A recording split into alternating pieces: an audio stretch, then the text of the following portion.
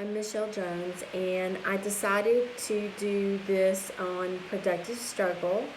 And the reason being a math teacher, I do feel like math is a struggle for many students, and I feel like many times they walk into class and they're ready just to shut down the first time something comes around that is maybe not just something they understand right off the bat.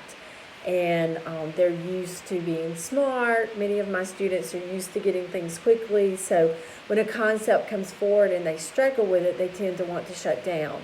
So the reason why I want to call it productive struggle is to find ways in order to help students become productive in learning in the classroom rather than me standing up there and even though I may have the information in an organized way to present to them, I'm checking off all the boxes as it says in my video that the students may not really be getting the critical thinking, the deeper understanding of that concept that I want them to have.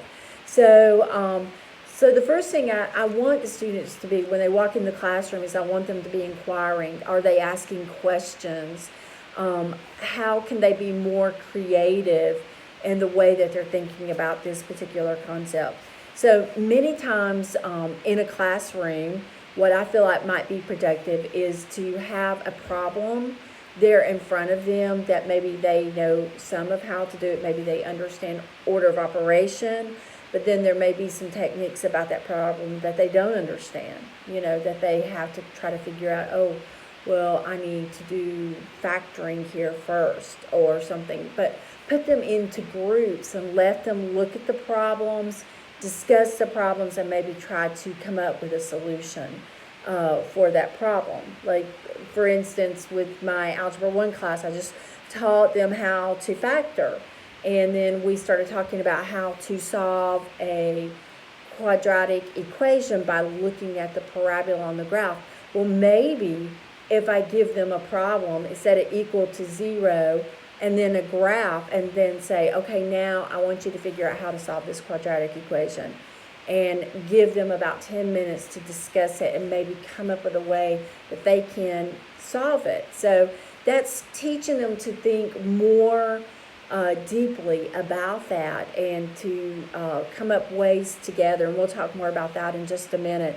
But it makes them more determined too when they are trying to find the information on their own, especially if you're dealing with students who are more competitive. And then one thing is as you're walking around the room, and they're asking questions, well, what do you think I should do? You want to give them informative feedback. Sometimes they're just lost and they need to be led along. You need to help guide them without giving them too much information, and then give them time to think about it. You throw something out there, you don't give them time to really think about it, then it's really not going to work for you.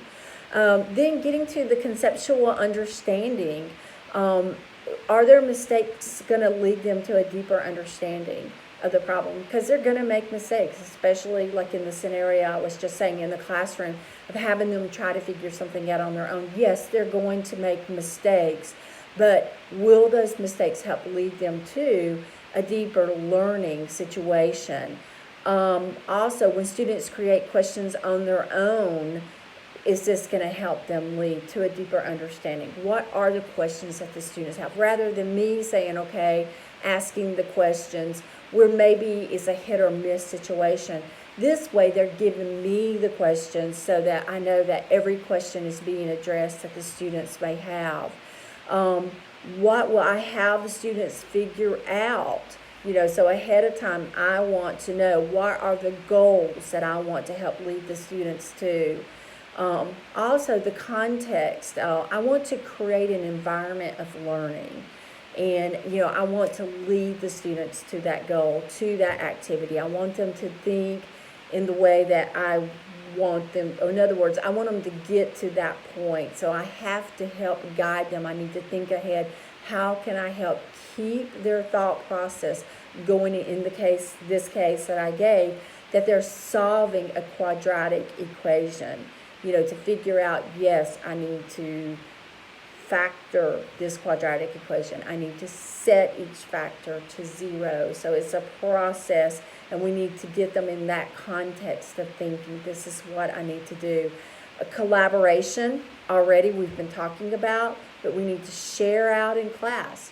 So after the time is up, maybe they get 10 minutes or so, but have them share out their ideas and their thoughts. Maybe we can just write the ideas up on the board and have them up there, and then we can do a process of eliminate or keep. Even if it's wrong, write it up there, and then we can discuss it. What should we keep? What should we eliminate? Why should we keep this? Why should we eliminate this process? Why would this not work? Also, students in groups cultivate creativity. So, the students working together, I always encourage my students to set up charts or set up diagrams to help them organize their thoughts. And then, working together helps create or cultivate the creativity. And then also this provides differentiation. So there's also, my video talked about some do's and don'ts with differentiation that I really liked, and it said, don't always call on the student that you know is going to have the answer. And so by walking around, you're going to see that, you have that one student who always gets the right answer. So you don't want to, because the class becomes dependent upon that student. Also, don't always praise the smart student, but some things you can do is allow the students to create their own notes. Praise them for their thoughts. Praise them for their group work together, their ability to come together and come up with a solution. And then basically for assessment, one thing that I said for assessment is asking the right questions to the students, learning what the students know by proper questioning. And rather than just saying, oh, no, you're not right, and then, falling back on the student who is going to get it right, try to give them pathways that they can jump on. Give them a clue, so that they can think about it. Give them just a minute. You don't have to move so quickly through, so that they can think about and say, hey, yeah, I should have done this. And, what would have happened had you maybe factored those problems? Well, now that we know 2x plus 3 and 3x minus 4 are the factors, how do you think I can get a solution from that? And we have the whole quadratic set to equal. So, maybe give guiding questions to help them get to their answers. So anyway, this is just my short video with maybe just a little example of how I might use this strategy in class. Thank you.